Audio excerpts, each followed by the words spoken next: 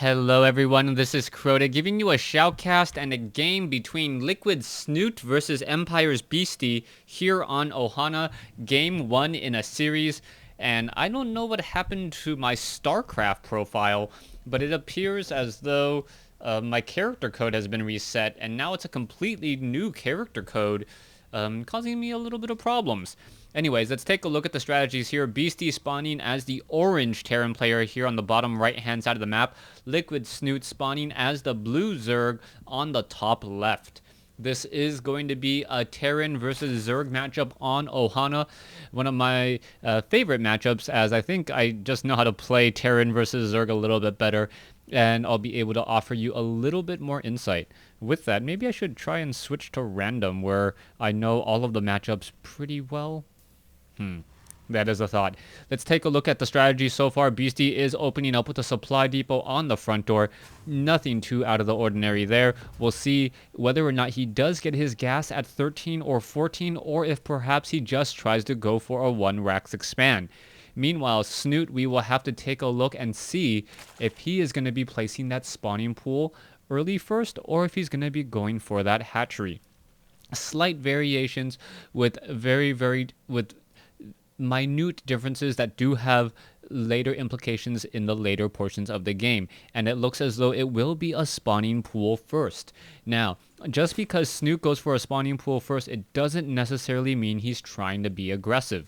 What this could mean is that he just wants to get down queens early enough, and then what we'll see eventually, since he is not taking gas, is that he will be placing down this hatchery just a little bit later.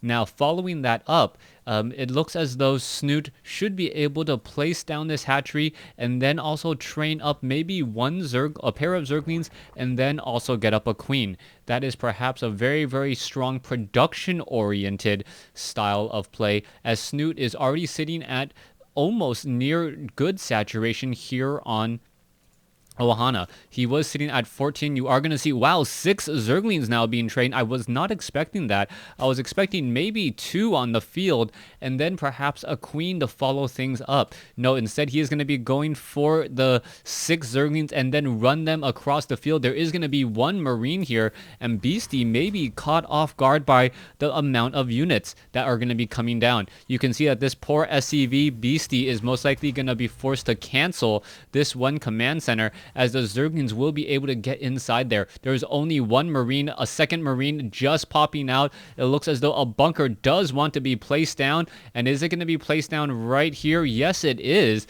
Very interesting location on that bunker, as the Marines are still here up on the high ground. Now, Snute is coming in. The Zerglings are coming in at about 4 minutes and 10 seconds. Standard timing here, as the Marines are now making their way down. Oh, Zergling 1 does get picked off. And is Beasty going to be able to save that SCV? Looks like he will not be able to, but does get a lot of damage in exchange. This is actually a win for Beasty, because Beasty really only delayed his command center by about a second or 2. Behind that, he was able to kill off two larvae worth of Zergling, and when you think about it, if those Zerglings had become drones, that would have been a much better situation for Snute. Snute would be sitting on 23 drones right now, as opposed to just 20 or 27 drones as opposed to 25, as we are now seeing more units being transferred down to the low ground. Snute does have a very large economic advantage, though. We'll see whether or not Beasty will be able to overcome this, as we are going into Reactor Hellions by Beasty. Beasty also laying down some supply depots as well. I like this play. It covers Zerglings and any other units that try to go up the ramp, and it is very difficult to get a strong surround on this building. You can see Beasty now transitioning also into a starport, and we are also adding in a tech lab. There is double gas now being taken by Beasty, which means that we could perhaps have either fast ravens, which I do not expect to see until Heart of the Swarm, or cloaked banshees. The reason why fast ravens would be more popular is the seeker missiles do function significantly differently in Heart of the Swarm, only costing 75 energy, but at the same time not targeting nearly as quickly, but very impossible to dodge once it does lock in on its target. And The days of running in a Raven to Seeker Missile a Mutalisk and the Mutalisk unable to dodge are pretty much going to be over. But at the same time, the Ravens are going to be able to drop those Seeker Missiles in the middle of a fight. And unless the Zerg player or your opponent wants to disengage, there's not much that can really be done. Hellions already on the move. Zergling's going to try to back away. They're not going to get away, as 4 Zerglings more than enough to have a Zergling barbecue there, as the Hellions are now going to make their way up onto the high ground. Now, people were really still experimenting with Hellions, and people were saying that you should not be using Hellions against, or Hellbats versus Roaches. The surprising thing is that Hellbats actually deal more damage per second than Roaches. It's just that Roaches are a bit easier to mass. We'll see if that will continue to be the case, as we are now going into 6 Hellions. 6 Hellions now going to try and take down all of these creep tumors. One drone would have been taken down there, as we now see a little bit of starburst action. 1 Hellion down to 2 hit points. That may separate, perhaps go home and get repaired. What is this Hellion doing? No, it looks like it is just going to break down over here on the top right-hand side of the map, as Snute sitting on 2 bases. Now, anytime your opponent does sit on 2 bases, you got to imagine that there are more units now looking to come in. You can see that there is a Banshee overhead, and is the drone going to get the kill? Yes, or the drone, drone does get the kill and is able to build the hatchery. What a huge play for that drone. And the Hellion was like, you know what, I'm going to block you. But nope, not going to be happening at all. We can now see the second Banshee already in the air. Cloak is not being researched, as the hatchery is taking a lot of damage. The hatchery now down to 40 some odd hit points, 30 some odd hit points, 20 some odd hit points. And now the Banshee pilot will be getting forced away, as the hatchery down to 100 some odd hit points will stay alive. Orbital Command was able to land in time before creep was starting to be spread. Mass Hellions are not going to do any real damage to these destructible rocks, as the Orbital Command now being lifted off. 1 Banshee off here. Is it going to be able to shoot all of these Roaches down? This massive Roach army pushing through, as Roaches are still reinforcing. SCVs need to come off the mineral line. Are they going to try to repair? Yes, they are, but there is a lot of Roaches here in this 2-base push, and Snute dealing a lot of damage. SCVs are on auto repair. Banshees should be able to clean this up, but not before a lot of damage is already dealt. You can see the number of workers already killed. 1 siege tank now looking to back away, now pushing down the ramp as well again, as the damage is already being dealt pretty nicely. And here we go. Siege tech is now nearing completion. The last couple of Roaches will get taken down, as the siege tank now makes its way over, and I believe that siege tank is going to finish the job. All right, let's take a look at it. Beasty now forced to lift up this Orbital Command, unable to land it because of that Overlord, as we are already running up on 3 bases by Snute. That 2-base timing and then placing down the hatchery while attacking a very strong 1-2 combination punch there, as the Roaches were simply too much to stop. Hellions are not that strong unless you are able to perhaps get some Hellbats in that mix as well. Hellbats do deal a fair amount of damage to those Roaches, and also add in a little bit of splash. We can see that there's 1 Overseer trying to do a bit of a flyby, but the pattern is full. It does get taken down. There it goes. Now, let's see what's going to be happening next.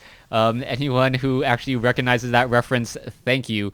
You're as old as me. Orbital Command, Banshee still in play, as we now see a double expansion from Snute. Such a smart play here, as Beasty now looking to do some damage, but is it going to work? No. There are queens in position, as there's also a spore crawler there as well. The Banshees do need to back away. What's going to be happening next? Both sides fighting it out, as there is nothing down here. This could be a little bit of a problem, as the Banshees now finally pushing away, as there are queens in position. There's some transfusions. The Banshee pilots are pulling back once more. There is a 3rd base now trying to be established here, as Zerglings now run in off here as well. All right, Hellions and Thors with siege tanks, such a strong group of units, as we see Beasty going into very heavy mech style. Now, we do need to see level 1 weapons and armory training coming into play. Let's take a look at it here. Yes, 1-1 upgrades for all of those mech units as we are now going into even more factories. This is going to be a 5-factory push. That is going to be a lot of Hellions. The Hellions do not even have blue flame at this point, as Beasty running up on 3 bases on fair saturation, but is significantly behind Snute in terms of the harvester count. Snute just easily coasting up to 163 supply compared to Beasty's 126. But if Snute tried to attack now, even with his significant supply advantage, it may all fall just because of all of these siege tanks. Siege tanks, there is the Raven with Seeker missiles, and oh, a beautiful, beautiful catch and transition there. All of these units, all of those infestors now going to get taken down. Infested Terrans coming in, but so much loss. That was a huge, huge loss for Snute as the infested Terrans now get taken down here. Perhaps we're going to see an attack from the high ground. All right, what's going to be happening here? Siege tanks need the siege. Here you go. There's the meat grinder if I ever saw one, as a whole bunch of roaches do get destroyed. Now, in comes the Thor. What's going to be happening next as the orbital command may get taken down? There are Hellions in position. Hellions and Thors battling it out here. The roaches will all simply fall, but not before Snute loses even more, doubling in terms of the losses there. It looks as though some of the Thors did take a little bit of damage. The Banshees are now on the move as well. Beasty, however, thinking that he has a very, very strong lead, may very well be surprised that he is a bit behind in terms of overall supply. But then again, his army is larger, especially in terms of gas. 1,500 resources larger, as these siege tanks, once they get into position and siege up, even if Zerglings try to get into position there, it's not going to work all that well. We are now going to see a transition instead into the Ultralisk cavern, as the siege tanks are very far in the front. Oh, Beasty losing a siege tank due to poor positioning, as we now see Snute come in with a very strong flank. All right, Raven not going to be able to do much. It did get 3 kills, as the siege tanks are all now taken down. All the Thors, all the siege tanks gone. Only the Sky Terran army is left, and that was a problem. Beasty perhaps overestimating his odds here, as there are now siege tanks down on the low ground waiting for this planetary fortress to come in. New siege tank now coming in. Hellions, Zerglings.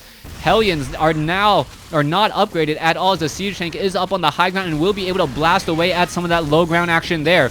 All right, point defense drone perhaps going to be going after the queens, and it looks like one queen may not get taken down, as, oh, it will get taken down, but a new queen now coming in as well. A little bit of a battle still happening, as the Raven now gets taken down.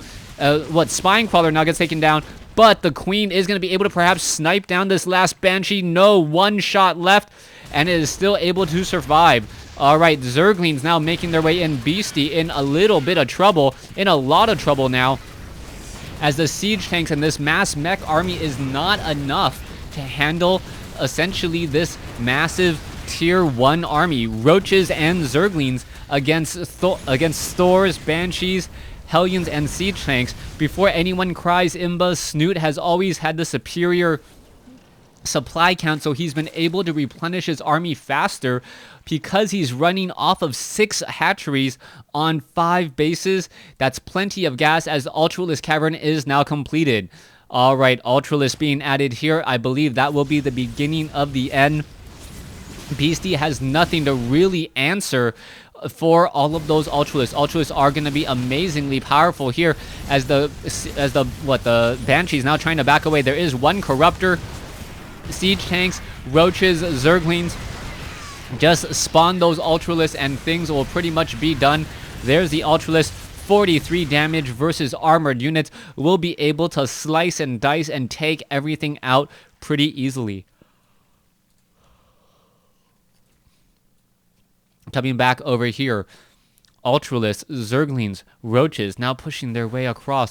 You see siege tanks up in the high position, able to get some damage onto those Zerglings, as the Ultralisk now are trying to get into play. We'll see what will be happening next, as the Ultralisk are now simply swarming their way in. You can see the damage being dealt already. Ultralisk just splashing all of that damage across. Banshees now trying to finish off these Ultralisks, but those Ultralisks with 5 armor are really reducing the amount of damage that they take from these Banshees. The Banshees only dealing 14 damage per attack each, or per round of attack each, as the Banshees are still pushing their way forward.